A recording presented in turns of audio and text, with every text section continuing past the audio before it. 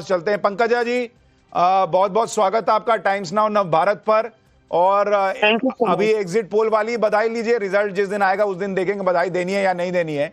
लेकिन हमारा exit poll कह रहा है कि बीजेपी की सरकार बन रही है, 160 के करीब आपको सीटें आएंगी। आपका अनुमान क्या कहता है?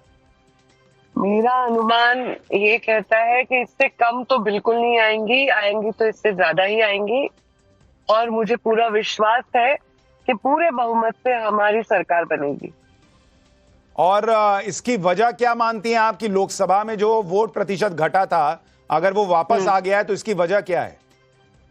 इसकी वजह ये है कि एक तो तीसरी बार हमारी सरकार बनी है, केंद्र में मोदी जी ने हैट्रिक करी है, तो एक विश्वास लोगों के मन में है कि फिर से सरकार बनाएंगे महायुति की, तो विकास का जो गति है वो बढ़ेगी।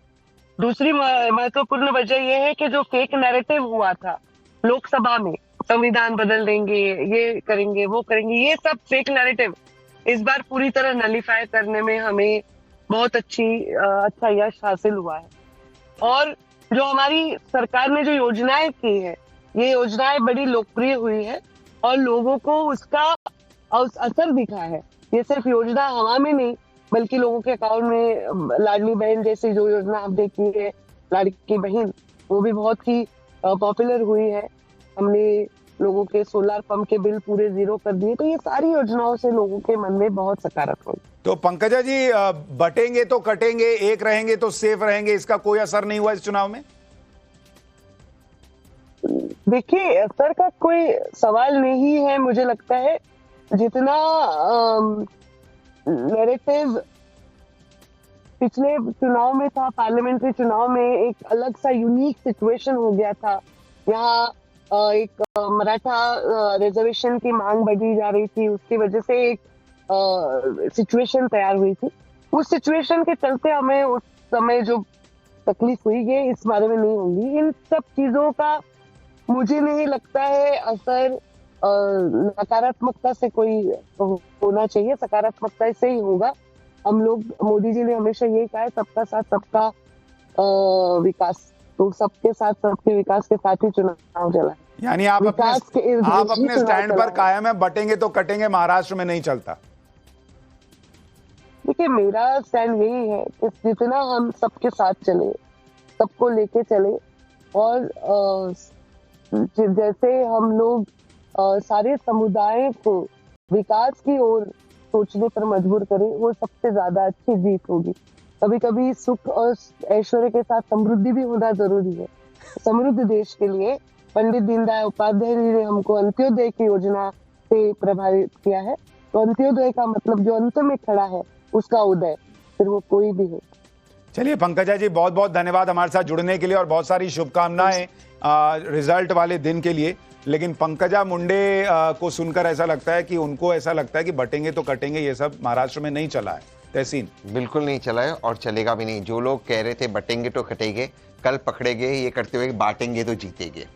लेकिन देखिए, पंकजा को मैं बहुत अच्छी तरह से जानता हूँ, व्यक्तिगत तौर से मेरी बहुत अच्छे मेरे पारिवारिक संबंध है उनसे, और हाल में उनसे मुलाकात भी हुई थी। उन्होंने जो उनकी उन्होंने रोल निभाया, क्योंकि वो उनको इंचार्ज बनाया गया था, वो एक एमएलसी है, तो मैं उनको बहुत बहुत बधाई देना चाहता हूँ। लेकिन मैं फिर भी मानता हूँ महाराष्ट्र में एमवीए की जीत होगी। लेकिन जो पंकजा कह रही है, नितिन गडकरी जी कह रहे हैं, उसको गंभीरता से भाजपा को लेना चाहिए। जो वो फॉर्मूला था योगी आदित्यनाथ जी का, वो महाराष्ट्र में कभी भी नहीं चलेगा। सिद्धार्थ, आपको लगता है पंकजा ने इनडायरेक्टली लेकिन संकेत दिया कि बटेंगे तो कटेंगे, एक नेगेटिव नारा था? बहुत नेगेटिव। नहीं सुशांत जी, मैं इस बात से सहमत नहीं हूं। मैं भी अभी उनके ये स्टेटमेंट को, वक्तव्य को सुन रहा था। उनका कहना इतना ही है, और हमारे सभी नेताओं का कहना ऐसा है कि महाराष्ट्र के अंदर जो भाजपा ने काम किया है, जो हमारे गठबंधन ने काम किया है, और हमारी जो लीडरशिप रही है, जो प्रधानमंत्री का विजन रहा है, वो बहुत बड़ा और सबसे बड़ा फैक्टर है। हमारे प्रधानमंत्री का विजन, वहां पे किया हुआ काम, वहां की डेवलपमेंट, ये सबसे बड़ा विषय होगा जिस पर लोगों ने अपना मत हमको दिया है। पर सवाल तो उन पर है जो लोग बांटना चाहते थे, जिन लोगों ने आईयूएमएल की 17 मांगे लेकर के उनको कंडीशनल सपोर्ट को हाँ दिया, उनको पत्र लिख करके भेजा, जिन लोगों ने अलग अलग मौलानाओं से ये स्टेटमेंट्स दिलवाए कि जो भाजपा को वोट करेगा उसका बहिष्कार कर दो, उसका हुक्का पानी बंद कर दो, उन लोगों की दुकानों में क्या होगा?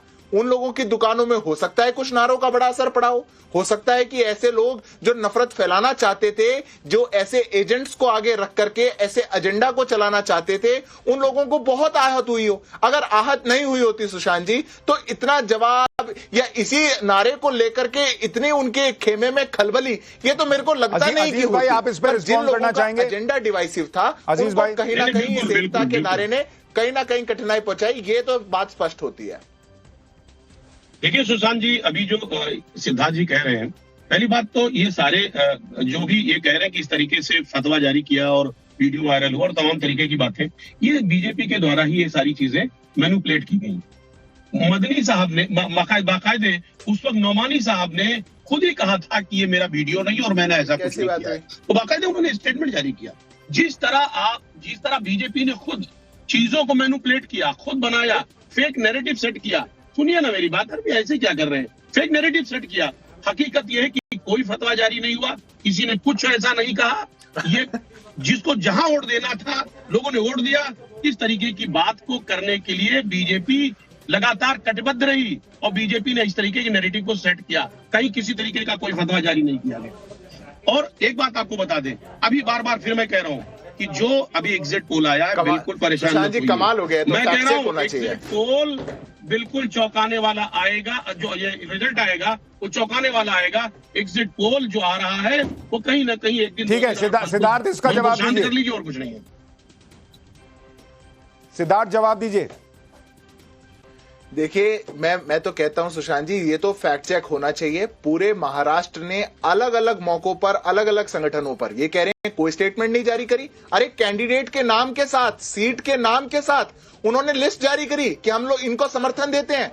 महाविकास अघाड़ी के 266 कैंडिडेट्स के साथ इन्होंने लिस्ट जारी करके कहा कि सब लोग जाकर के इनको वोट दीजिए। और कौन कहता है कि उन्होंने जाके कह दिया कि बहिष्कार का स्टेटमेंट नहीं दिया? बिल्कुल खुल करके दिया। और कौन है all India Muslim personal law board? किनके कैंडिडेट्स जाकर के उनसे मिल रहे थे? आईयूएमएल की चिट्ठी पर कंडीशनल डिमांड के 17 सूत्रीय डिमांड पे जो अनकॉन्स्टिट्यूशनल, कानून के खिलाफ, डिवाइसिव और कम्युनल थी, उस पर एनसीपी शरद गुड ने पत्र लिख करके उनका धन्यवाद किया। और आप टीवी पे बैठ करके वोटिंग क्या खत्म हो गई, झूठा नैरेटिव इतना तेज चालू कर दे रहे हैं जैसे पता नहीं बात ऐसी होगी कि किसी को याद ही नहीं होगी। नहीं लिखा था क्या पत्र? और अगर आप झुटलाते हैं तो मैं पत्र अभी दिखा देता हूं।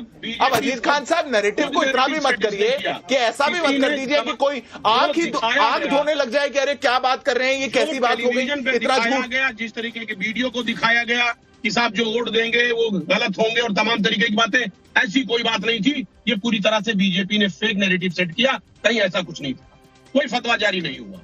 आईयूएमएल ने 17 सूत्रीय मांग का लेटर दिया कि नहीं दिया? मुसलमानों को धर्म के आधार पर आरक्षण दिया जाए, दंगों में जो मुसलमान आरोपी हैं उनको छोड़ा जाए, ये कंडीशनल डिमांड बोली थी या नहीं बोली थी? पुलिस में मुसलमानों को ज्यादा भर्ती किया जाए या ना किया जाए? और महाविकास अघाड़ी ने